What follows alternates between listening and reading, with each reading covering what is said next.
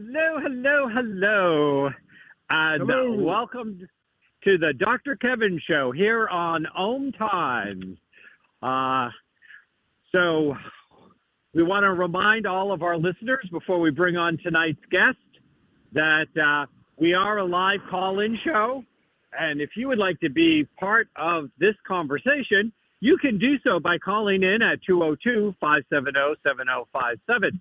202-570-7057. I'm going to be introducing tonight's guest in just a moment. For those of you who were here last week, we had our monthly kind of political expert that came in last week, Matt Connerton from Matt Connerton Unleashed, who does a daily show on politics, Drive Time. And he joins us once a month to talk about what this election was going to look like. And he made the same mistake that many Americans made, which he actually believed the polls. And, you know, I think the polls have just kind of lost their way. So we've had a lot of unexpected, they said, unexpected because people were trusting the polls, trusting history. History and the polls don't count like they used to. We're rewriting history, and the polls have kind of sort of lost their way, which makes this week's guest, in some ways, the perfect follow-up. We've often on the Dr. Kevin Show talked about the viability of the Electoral College. I know all my listeners who listen to me regularly know how I feel about the Electoral College, and we'll get to that. But tonight, we have Dr. Robert Hardaway, and he has, let's just say, he has an expertise with the Electoral College that I don't pretend to have. He is a professor at the Law at the University of Denver, Sharm College of Law, where he teaches evidence and civil procedure and election law. He is the author of numerous law review articles and books on the Electoral College and election law, including the Electoral College and the Constitution, the case for preserving federalism, and crisis at the polls. And we've been having a lot of crisis at the polls. So we are looking forward to him joining us. I know he's on air now. Dr. Hardaway, welcome. Yeah. Thank you. So before we start diving into the Electoral College, because I think a lot of people out there don't really even understand what its purpose was, what it is, should we still have it? But I want to invite this as somebody who has a great expertise, I would suspect, based on what you teach and what you write about. What do you think about these elections that we are just wrapping up having? What are your thoughts on what happened and why? Well, you said you didn't rely on the polls, and I think that we shouldn't rely on the polls. I suppose it's a little different than we expected, but it looks like the Republicans are going to get control of the House, and we still have three apparent Senate contests that will decide the control of the Senate. So I guess we just have to wait and see and be patient. It's just too bad we have all these mail-in ballots, because that delays things immensely. People come in at the last minute with their mail-in ballots, and those have to be approved first. They have to check the signatures, and that can take days. So people just have to wait, and it's unfortunate that we have all these mail-in ballots that muddy the waters so much. And so many of them aren't even counted originally. They're sequestered, and then they have to be examined. In the old days, before we had these mail-in ballots, we would know by now who was in control. Now we may have to wait even months to find out. It's too bad. So now, if we were to actually, I would suspect that there are ways to have mail-in ballots and not have them drag the system down, because reasonably, not everybody can get to the polls. There are, well, first of all, with them creating hundreds of miles apart in a state like Texas, where they've closed polling locations, where people had to bus to even vote, which if that's not some form of, voter attempted interference with the right to vote, I don't know what is. I mean, what are we going to do? I mean, what do you think about what are our solutions? It can't be just to get rid of mail voting. Go ahead. For hundreds of, ever since the Lincoln's election, when they allowed the Army of the Potomac to vote by absentee ballot. Since then, until relatively recently, if you had a reason why you couldn't get to the polls, you got a doctor's certificate or whatever that you're unable to do it, then you could get an absentee ballot. Now anybody can get it, even if they don't ask for it. They'll send it to them and say, "Come on." And so they'll wait to the last minute. And so many of those don't even get, like in Pennsylvania, I understand there's hundreds of thousands that get sequestered because they have to be approved. They have to check everything. When you go in to vote, they check it right there on the spot so that those votes get counted right away. So it may be several months. We'll just have to have those absentee ballots approved, make sure the date's right. Then you get into all these discussions about what happens if they didn't put in a date or they didn't put the signature in the right place. And these things can drag on. And I'm just not sure that those kind of delays, and when you have people deciding the election way after the election has occurred, the law says you have to vote on the second Tuesday in November, but we never follow that law. We let people vote months ahead of time. But people aren't too keen on following the law, so each side has a reason why they think that the mail-in ballots are in their favor. So it is what it is. And it's just a shame, I think. Well, what happens if we now conduct all sorts of high-level business via the internet? Should we have, automatic voter registration? And should we be moving this country out of the 1800s and moving it into the 22nd century? Wouldn't that solve a lot of these problems? What are your thoughts on that? Well, the problem is that if you did it by computer, and they haven't done that you can vote on your computer. The problem is there's no way to verify who's at the other end of it. People put today, they put their convenience much higher than certainty in an election. They said what's most important is whether it's convenient for us. We don't mind waiting in line for a rock concert or something, but we don't want to have to wait more than 10 or 15 minutes to decide who leads the republic.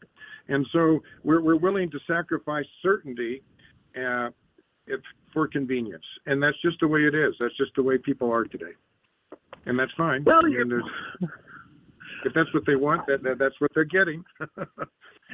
Well, I don't completely disagree with you, but also there are a number of states that have made it really hard to vote, and there were lots of reports on this particular election where people waited hours and hours in line to do that. And, the government needs to make it easy to vote. We should be having voter places all over the place. They should be easy to access. And if we made it a national holiday, got rid of one of the other ones, and said, we're going to make it easy for you to vote. You're not going to have to travel 200 or 300 miles. You're not going to go to a place where it's a 3-hour wait in line. Why do we make it so difficult? We don't have to do that. So you say people convenience, and I don't disagree. But the government, some of these state governments are trying to make it almost impossible for certain people to vote. They're working against getting them to vote. They make it hard.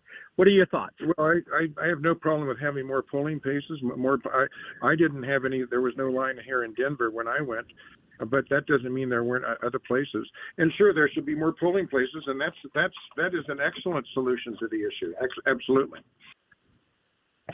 So, yeah, I think that,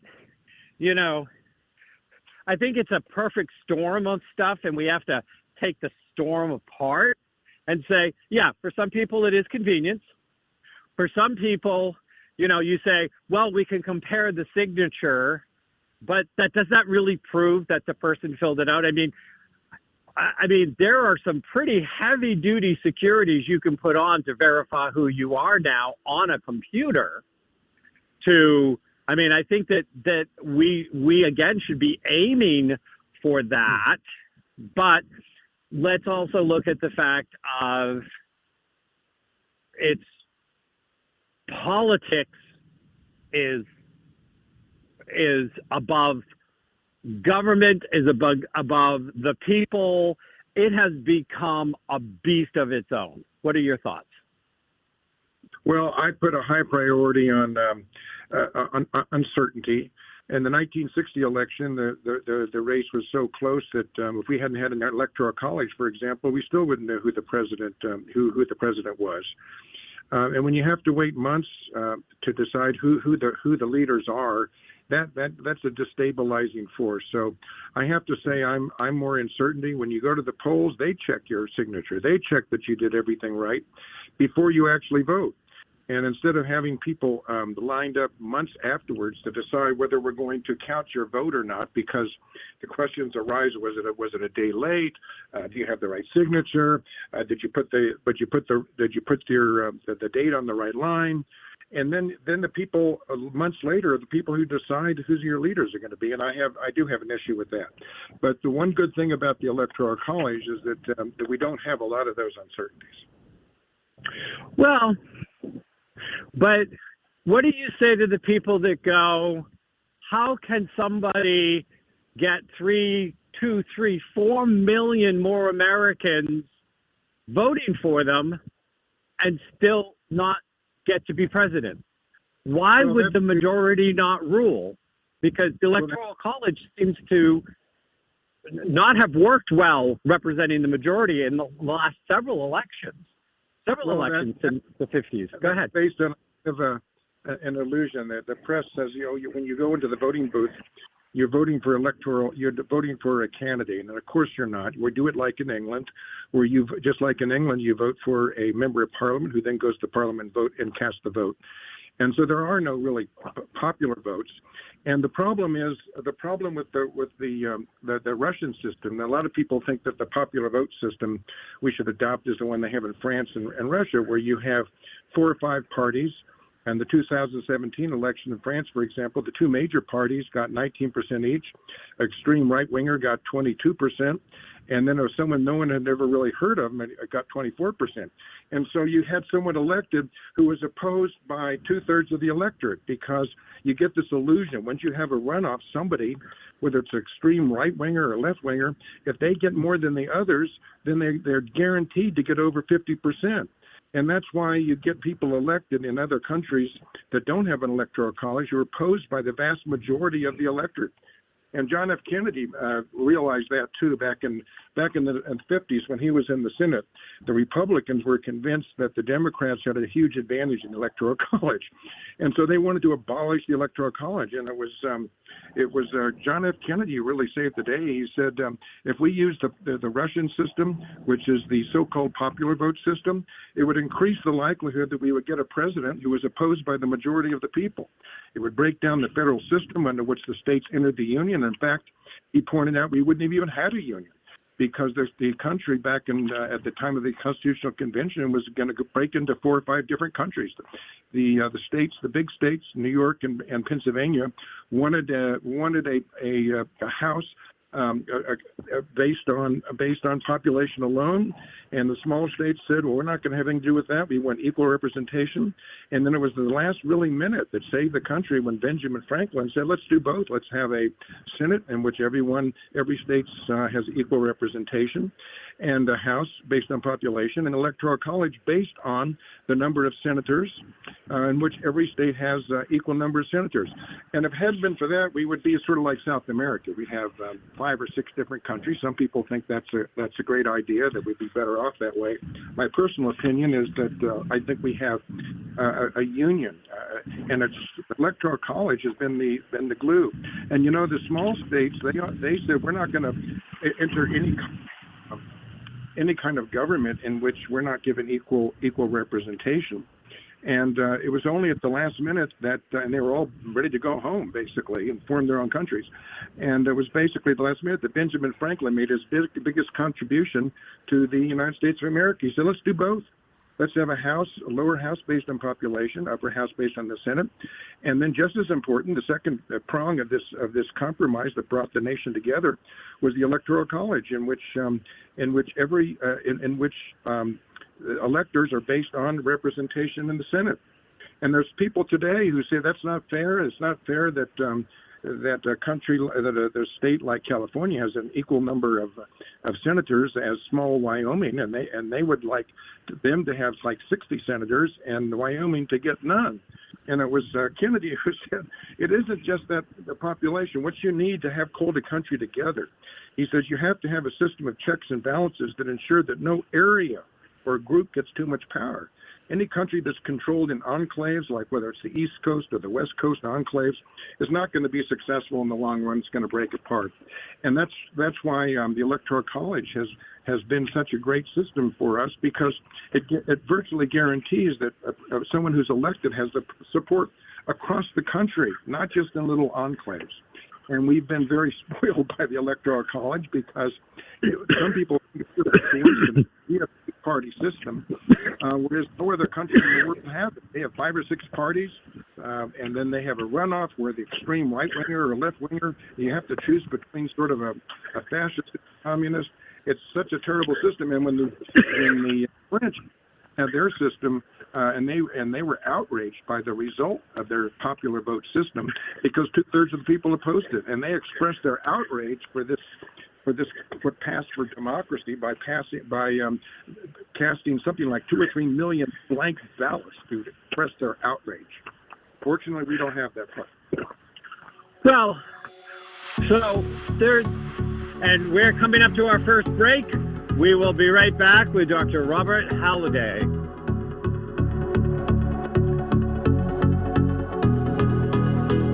Conscious media for conscious minds.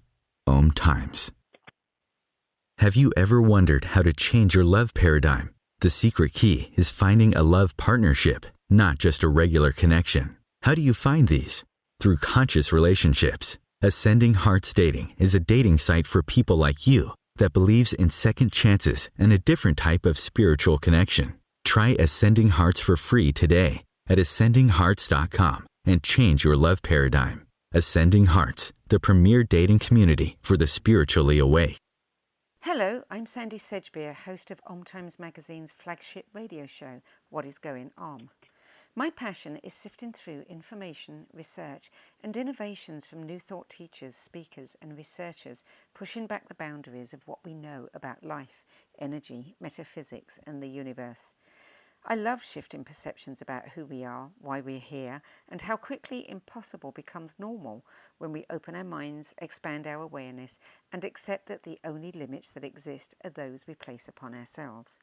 So if you're the kind of forward-thinking, eager investigator of what lies beyond the current reality that most perceive, why not make a date to come play with me in the field of possibilities at 4 p.m. Pacific Time, 7 p.m. Eastern Time every Thursday, and together we can discover what's really going on.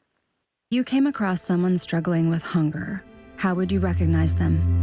Would you notice an 8-year-old girl who's not excited for summer break because she may not be having lunch again until September? Or a war veteran who's having a hard time landing a job and getting back on his feet? I am the 1 in 8 Americans who struggle with hunger. I am hunger in America. Hunger can be hard to recognize. Learn why at IamHungerInAmerica.org. Brought to you by Feeding America and the Ad Council.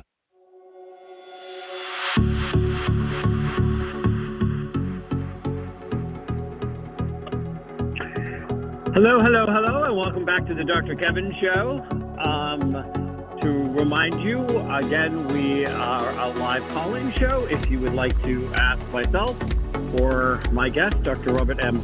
Hardaway, any questions, you can do so by calling in 202-570-7057. Robert is a professor of law at the University of Denver Strum College of Law, where he teaches evidence in civil procedure and election law. He also has a book out called The Electoral College and the Constitution, the Case for Preserving Federalism, and also a book called Crisis at the Polls.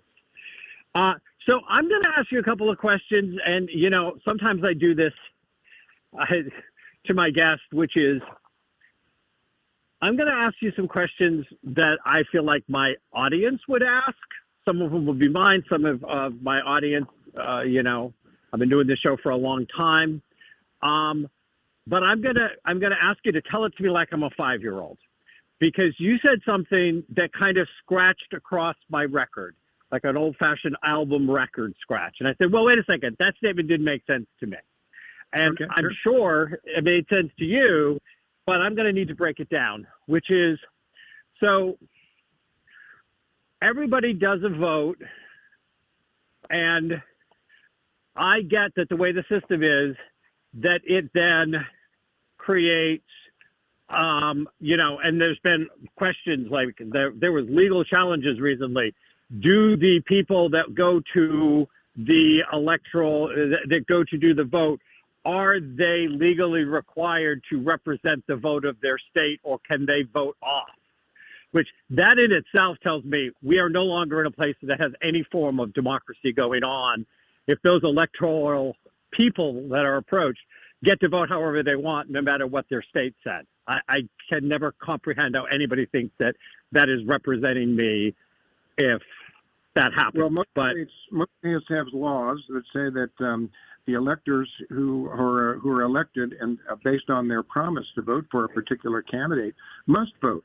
And as a matter of fact, in Colorado, several Democratic electors in the 2000 election said, we don't want to vote for the Democrat, we want to vote for Republican. And that went to the Supreme Court, and I filed an amicus brief, and I said that states should have the power, or do have the power, under Article 2, to require that electors vote for the person that they've promised to vote for. And the Supreme Court, in a 9-0 decision, upheld that. So it's a little different than in the great democracies of the world. Like, for example, the Parliament in England, you vote for electors, and then the electors vote for the vote for the leader. But so they don't have a requirement there that their members of Parliament vote for their party leader. But in this country, most states do and have for many years. There's a few that don't require it, but usually they do vote for the person that they promised to vote for. So I would definitely go ahead. In Colorado, for example, there's a law that says they have to, whether they want to or not. And I agree with that. I have to. Yeah, I'll have to check my state's New Hampshire to see, make sure it's got that law. Because if it doesn't, it needs to have that law. Especially in this. Yeah, thank you. And states can do it, and it's up to the states. And because Article 2 says that the states can do it, choose their electors any way they want. It's up to the states. And and in Colorado, and most states do require it. And so that's not really the issue. But the notion so there is, every time the press says, oh, the popular vote was such and such, how do you count popular votes for electors that, for example, have not been pledged to anybody? There's no way to count popular votes. So the notion that, there's still people to this day that go into the voting booth thinking they're voting for a candidate. And of course not. We're doing it like in England. We're doing it where you vote for an elector, just like in England, they vote for a member of parliament who then goes to the parliament, elects the leader. And that's the way the great parliamentary democracies of the world do it. And that's pretty much the way we do it as well, because the drafters of the Constitution wanted to have lots of checks and balances. And they don't really have 3 branches of government in England, because the parliament also chooses the president. And then the president is beholden to the legislature, and it's very unstable. Even in England, they've had 2 or 3 governments just in the last couple of years or so. So the drafters of the Constitution were pretty brilliant. They may not have realized how brilliant they are, but we don't have that kind of problem. And we have a two-party system. If you look at the election in 1936, the socialists were polling 22%. And if we hadn't had an electoral college, the vote would have been split, and there would have had one of these illusory runoff elections like they have in Russia and they have in France, and somebody would have been elected with a very small majority. But under our system, the socialists realized the closer you got to the Electoral College election, they realized that under the Electoral College, if you don't get a plurality of votes in the state, you don't get a single electoral vote. So they reached an accommodation. The socialists reached an accommodation with the Democrats, and they were able to get a majority in the Electoral College. And they reached this accommodation before the election rather than after. After it becomes very unstable. You have these coalitions that break down after a few months. So it was a brilliant system, and we've been spoiled by it for a long time. Well, I'm sure you're aware that there are a lot of people that disagree with that statement now, and I'm trying to ask questions to, so when I put a vote and I'm voting for a elector who has pledged to support, let's say the last election, Biden. If I voted for an elector that is that not the same as me voting for Biden? Why is it not? In most states it is. It's up to each state. But the majority of states, like in Colorado, there's a law that I wrote my amicus brief in, and it was mentioned at the Supreme Court, and they agree with my arguments completely and voted 9-0, that states have the right to require it. And most states do. They say that if the elector doesn't vote for the person they pledge to, then the government of that state can change their vote to the one that they're pledged to. And I think that's a good law. Okay, but I'm asking a different question now. So my question is, I'm voting for the elector who's voting for Biden. And if or let's go back to, Biden won by 11 million, quote unquote, votes, because that's how it's described to us. But that's an illusion. There is no such vote for an individual elector. But the press perpetuates that illusion. But yes, go on. They say it's a popular vote, but it's a vote just like in all the great parliamentary democracies of the world. It's a vote for an elector or a member of parliament, whoever, who then goes on and votes for the person that they've pledged to vote for. But if you have more of those people that voted for that electoral person, see, this is where I think I get confused, and I think a lot of people get confused. And I think it goes both ways. I mean, this to me in this moment is not about party or politics per se. It's about making sure that everybody's voice gets an equal hearing. And so I've always had a problem with the states, and there are many of them, where it's a winner take all, where I'm going, hey, if 45% of your people wanted their electorals to vote for Trump and 55 wanted them to vote for Biden, then why do not 45% of the electorals be Trump and 55 be Biden instead of a winner take all, where we get this thing today where some people go, well, I'm in a blue state or I'm in a red state. Why do I even vote? My vote doesn't count. I think that the apathy in today's voter is if you're in the wrong state from your belief system, you feel like your vote doesn't count. How do we solve that problem? Well, the Californians were asked to answer that question with a referendum a few years ago. They said, how would you feel about having the electoral vote split up according to the so-called illusory but so-called popular vote? And they voted against it because the Democrats in California didn't want to share their electors with Republicans. But every state has the option. Remember, Article 2 says it's up to each state. The federal government has nothing to do with the election of the president. The only The only thing that the Constitution gives the federal government the right to do is set the date of the election. It's up to each state to determine how they're going to determine their electors. And each state has that option. And actually, 2 states have taken up that option. Maine and Nebraska both split their electoral votes based on the wins in a congressional district. And every state's free to do that. So lobby whoever is your state representative and say, let's go for that. It's completely up to each state. But yeah, like California, others were given that option. They said, no way, we don't want to share our electors with the Republicans. We want to take it all, and so they do. That's why a lot of people felt back in the 1950s that the Electoral College favored Democrats, and it took John F. Kennedy to come through and explain to them the reason we have an Electoral College. And the argument that this isn't fair because why should Wyoming have the same legislative power in the Senate as California? And that's why many of the people, the same people really, who oppose the Electoral College, also want to abolish the U.S. Senate, because that's part of the Electoral College process. They don't like the idea that, and so they've said, why don't we, if we're going to keep a Senate, let's make it so that California gets 50 senators and Wyoming gets none. And they think that's really democratic, but the point is it's really not, because you can't have a cohesive country which is ruled just by population conclaves in which candidates only visit the population centers like Los Angeles or Chicago or New York. Why visit the hinterland? But a country can't, as big in the United States, cannot hold itself together.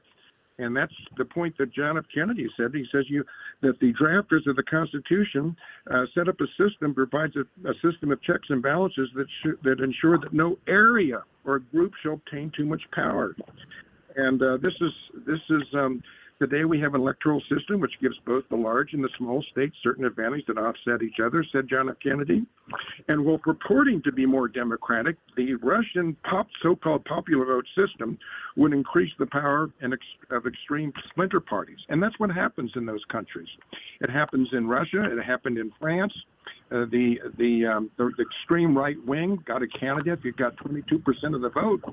80% opposed. So, but in the runoff, it comes down to extreme parties, and that's just not what the electors of our Constitution had in mind.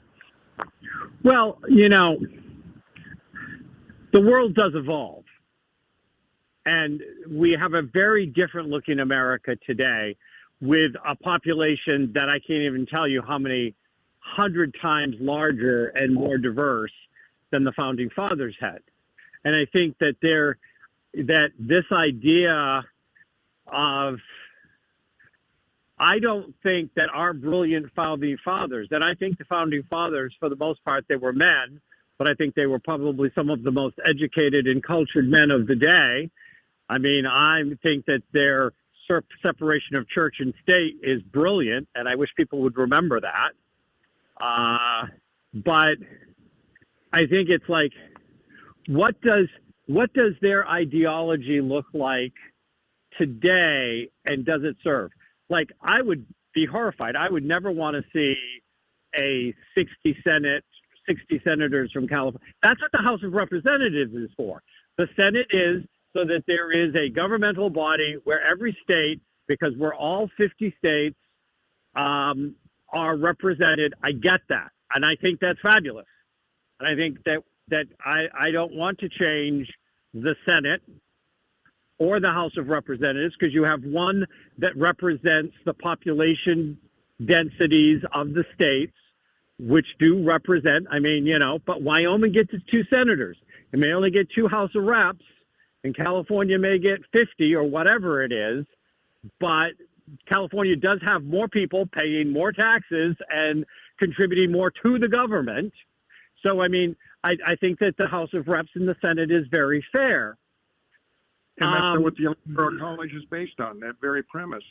As John F. Kennedy noted, it gives a little advantage to the small states in the election. They get a little bit of advantage because they get 2 electors based on Senate. That's part of the grand compromise that created one nation. Otherwise, the small states were going to go their one way, the big states, And so, as John Kennedy pointed out, you can't change just one part of the grand compromise that created the United States of America, and without looking at the others. In other words, you can't mess with the Electoral College unless you mess with the Senate as well. That was the whole point. It all falls together. It's part of a structure. It's called federalism. And without that, but the small states, they were going their own way, and they said, well, how do we know that you're not going to take away our little tiny bit of advantage in the Senate and in the presidential elections, that you won't amend it away as soon as this Constitution is passed? And they said, we're still going to form our own little country. And finally, Benjamin Franklin said, okay, we'll guarantee it. We'll guarantee it with a provision of the Constitution that is the only provision in the entire Constitution that cannot be amended. It's the last sentence of Article 5, which says that the equal representation in the Senate, upon which the Electoral College is based, cannot be amended unless every state agrees. And I just don't think that the Wyoming is going to agree to have 0 senators, while California is going to get. I think they're going to lose their little advantage. Okay, Robert. Yes. You and I agree on this point. Can we move away from discussing the Senate and the House of Reps? I agree with you. When we get back, I want to talk about the presidency. We will be right back here on the Dr. Kevin Show. The Real Conscious Connection. OMTimes Radio. IOM FM. The number one reason girls drop out of school in sub-Saharan Africa is lack of access to feminine hygiene products. The Pads for Schoolgirls Project, an outreach of Humanity Healing International, is changing this paradigm by setting up sewing programs at schools, teaching girls a vocational skill while producing the reusable pads that help keep them attending classes. The girls pay it forward by making and giving pad kits to other girls in need. To learn more, visit humanityhealing.org. Humanity Healing is where your heart is. Vox Novus, the new voice. Vox Novus, the new dimension. Vox Novus, thought and movement leaders who will share from their experience and offer tools to help us navigate our rapidly changing world. My name is Victor Furman. Join me every Thursday at 8 p.m. Eastern on OMTimes Radio for Vox Novus, the new voice. If I could be you.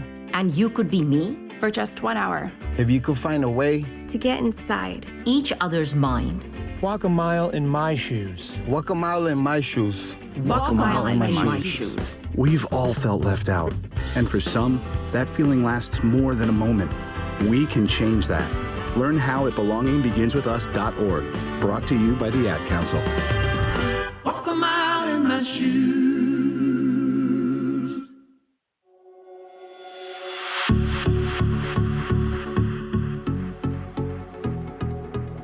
Hello, and welcome back to the last segment of the Dr. Kevin Show.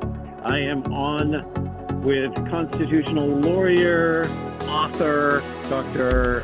Robert Hardaway. Sorry? Hardaway. Hardaway. Yeah, Hardaway. Yes, Hardaway. And so what I want to focus on is, there was a lot of energy coming into this election in this midterms. There's a lot of dissatisfaction that people don't trust the court, the Supreme Court, that the Supreme Court has become political itself, and that it is not representing. It's choosing to govern from an out of sync place. But so even if it is voting for electors,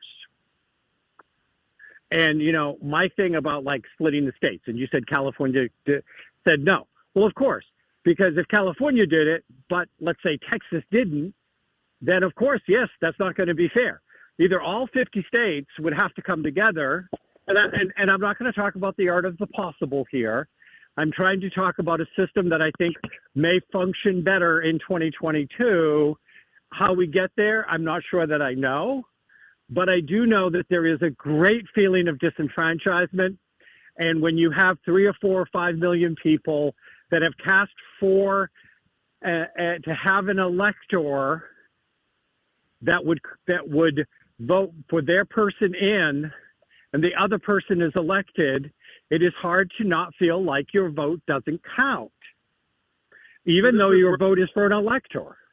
This was brought up in England because several times they counted the total votes for, say, Tories and total votes for Labour, and they said, "Oh, the Tories won the popular vote," even though there were more Labour members of Parliament elected. They formed the government, and there were people who said, "Let's get rid of parliamentary democracy entirely." There are people like that who say that that you calculate an illusory so-called popular vote. But you made the point that why don't we just concentrate on the election of the president rather than the legislature, and this was John F. Kennedy's famous quote when he said you can't do that. It's not just the unit vote for the presidency we're talking about. This is a quote, but the whole solar system of government power, which includes the Congress, because the Electoral College is based on equal suffrage in the Senate. And if you propose to change the balance of power of one of the elements, for example, in the Electoral College, then you have to do it in the Senate as well. You can't just nickel and dime one part of it. It's all part of the grand compromise that created the United States of America. And it's the only thing that really keeps this country together. Because if you're going to choose one, then you're going to have to change everything. We'll have to have a constitutional convention. And probably if we had a constitutional convention, there are probably a lot of people who say we like the Russian and the French system in which people get elected even though they're opposed by 2/3 of the electorate. And they would probably like that because that's sort of the idea. They've been taught that in these illusory runoff elections that somehow you get a majority. But the French at least recognized how undemocratic that was, and they expressed their outrage by casting millions of blank ballots. But let's look for solutions. Let's look for possibilities. Because let's face it, we had a show up in this election, and I celebrate the Gen Zs and who blew out the water as far as statistically the numbers of those that showed up and actually did this, voted this time. But to me, if you had a rank and choice voting where it said until one candidate has a majority, so you have, because one of the criticisms I hear is people feel like throwing their vote at a third party, that the two main parties have it locked up. That they have it locked up. If you're not a Republican or a Democrat, you can't get into the highest office because they've gamed the system to keep it Democratic and Republican. And there are large swaths of people that like some of what the Democrats say and like some of what the Republicans say, but that the way the current Electoral College works, no independent would ever get enough votes to actually be able to carry it off. And all they do is then they are sucking votes that then determine the electoral playout of who's voting from one side or the other. I would rather have five. I mean, it's even worse in a Russian system. That what you're concerned about, there's even worse. The beauty of the Electoral College is like the socialists in 1936. They compromise with the Democrats before the election, and they don't wait until after the election trying to cobble together some kind of compact or agreement. That's the beauty of the Electoral College, is that it encourages the compromise and coalition before the election, and that's why our system has worked so well. I mean, that's why you end up with two candidates. But you could make the same argument if you had a Russian-type system. You look at the polls, you say, well, 60% are for Democrats, 40% for Republicans, so why should I vote? I mean, you're still talking about in the context of the state, but you could get the same people who would say, I'm not going to vote because I know we're not going to win. But that isn't an argument to disestablish our entire federalist system. But if you look at the rank and choice, where I can vote for my first, second, and third choice, and then you have to, and it keeps on cutting until you have somebody who literally did get a majority. that eliminates what happened in France. It eliminates that possibility. It cannot happen if you are doing a bump up system of everybody votes. Here's my first person, my second, and then you might find that the independent, which is our third party right now, quote unquote, the independent, but you might find that third party actually, that they may end up being a majority in a situation like that, where they know in a dual party voting system, they're never going to get headway, and they get subservient. And you want to talk about a screw job, they can hammer all sorts of compromises out. But once either one of the parties is in power, they don't need you anymore. Well, like they tried that system in Alaska. It's turned out to be a total disaster. We may not know who's elected there for a long, long time. That's not very stable. And also, I can tell you this kind of rank system, it doesn't work even in college elections and when we're voting for, who's going to be the next dean and so forth. Because what you do is, let's say you have candidate A that's your favorite, and the candidate B is neck and neck with A. And so are you really going to put B number 2? No, you're gonna vote for candidate number C because you don't want B to get the votes that may stop your favorite candidate A. So it just invites strategic voting. It goes on and on. You're right. If you had 7 or 8 elections in a row, maybe you could narrow it down. But that creates they do that. In some countries, for example, in Israel, they have elections, but people get tired of it. And after that, the 6th or 7th election, they just give up and say, I'm not going to mess with this anymore. Well, I don't know how they do. I don't know how they do it in Alaska. I know it works in Maine. In Maine, it works because you don't vote several times. You vote once. My first choice is A. My second choice is B. And then it's all like math. There's no, I don't know why I don't understand this comment about people get tired of voting 6 or 7 times. People aren't voting 6 or 7 times. They're voting once. You're opposing the situation where if we had, say, the independent party, that you could finally settle down and find out that let the independent person go on. But let me take the system where you don't have runoff elections and you simply have ranked voting. What I'm saying is, let's say that your candidate is A, neck and neck with candidate B that you hate. Now, but you know that B is not as is the next qualified, but you don't want him because you want A. Are you going to put V in their second choice, even you think he's the second best, when that might mean that that A is going to affect A's election? No, you're going to vote for C, this independent party, because you don't want to do anything that would hurt your first choice. So that kind of strategic voting is what happens. And I'm not saying it doesn't work. You get a result. You don't have to have extra elections, but you don't get what's intended. You get strategic voting, and most voters figure that out pretty quickly. Well, but if we're all voting on the same day, and it's all being announced on the same day of where the votes are, you don't really know whether A or B is neck and neck unless you're listening to the polls, which you and I have already established are a piece of crap these days, and you shouldn't be listening to them anyways. True, but you have when it's neck and neck, you usually know. And do you want to really help B get elected, even though you know he's the second most qualified? If you think that if you vote B as your second choice, that means that your favorite candidate is less likely, A is less likely to win. So you're going to vote for C or D or E or F, anything, because you. If I hate B, and B is going to not represent all my values that I want represented, then I don't care how qualified he is. If he doesn't represent how I want my America to look, if he's not going to protect the freedoms of the LGBTQIA or the trans, if he's not going to protect women's rights to autonomy of their own body, I don't care how friggin' qualified he is. He's the last person on my list. I'd rather see C come in that is more in alignment with what I'd like to have happen, because you know what? What qualified means to me is, a lot of people, a lot of money, and a lot of favors. That you've been bought by so many different places, you can't keep receipts of how many places own you, because, my big thing is we need to get money the hell out of elections. It needs to go away completely.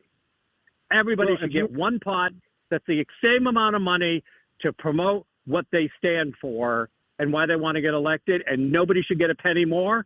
And all of Americans should be able to hear what every candidate thinks, not based on how much mystery money is going in to buy $50 million worth of ads, half of which are deceptive or lying, write out lies, but the people watching it don't know. So, that's a different question, but I think we could talk about that as well. But right now, under the Constitution, every state is free if they want to set up ranked voting, like in Alaska. And it's going to probably be a long time before they unravel that. Nobody seems to understand it. But if states want to do that as the way they're going to choose their electors, that's fine. Just get your senator and congressman to vote for something like that in your state. So that's a possibility. So go for it. Alaska, they did go for it. Well, and one of the things is, the country that our founding fathers formed this brilliant principle on was also a huge set of compromises. The Southerners were ready to walk out. There were many of our notable founding fathers that wanted to eliminate slavery, that didn't think slavery should exist. There were some of our founding fathers that thought women should have the right to vote. And that wasn't going to pass muster. So actually, the South's main concern was the big states, the little states. I mean, they voted with the big states like Virginia and New York because they wanted representation in that. So that's how you got the 3/5.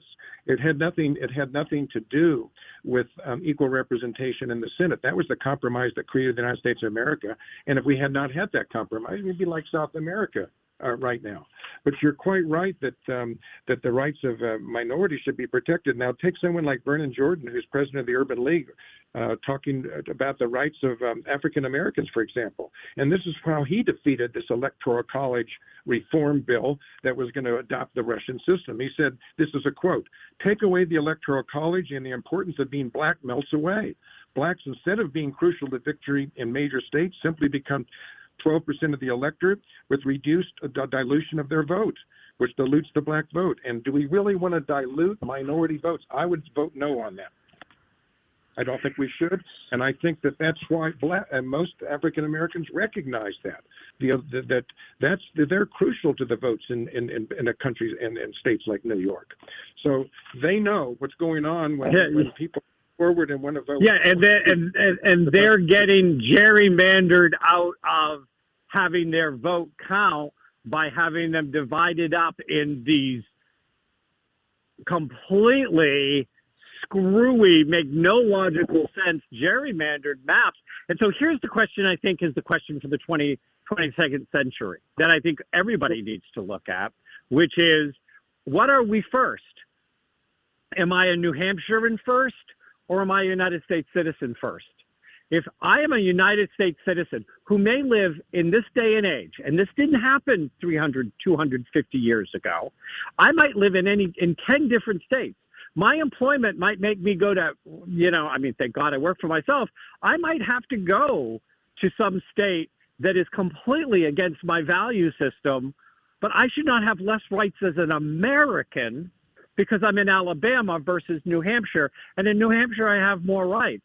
And we are coming up to a splinter where, you have people proposing death sentences on abortion doctors to make it illegal to cross the state line to get one, where this country is falling apart.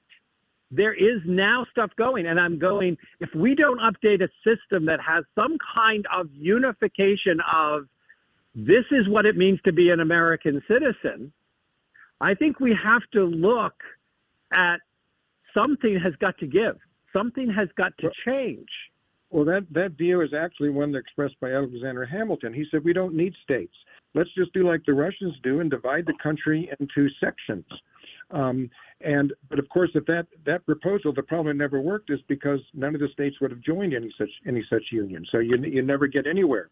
And if you want to give to the federal government the rights that have been reserved by the Constitution under the 10th Amendment to the states, we can always propose a constitutional amendment and saying let's give all the power to the federal government, to the central government. But if you look in history, you'll see that those centralized countries have centralized powers, like in Russia under the Soviet Union. When you have the central power, all power emanating from the central government, they eventually break down, which is why I think that the Soviet Union broke. And so I think that there's a system of federalism, whereas with local issues, you have people in the states who can determine their own laws. And so that's our closing music. We're thank you for being on. Thank you for joining us here on the Dr. Kevin Show. Have a good night.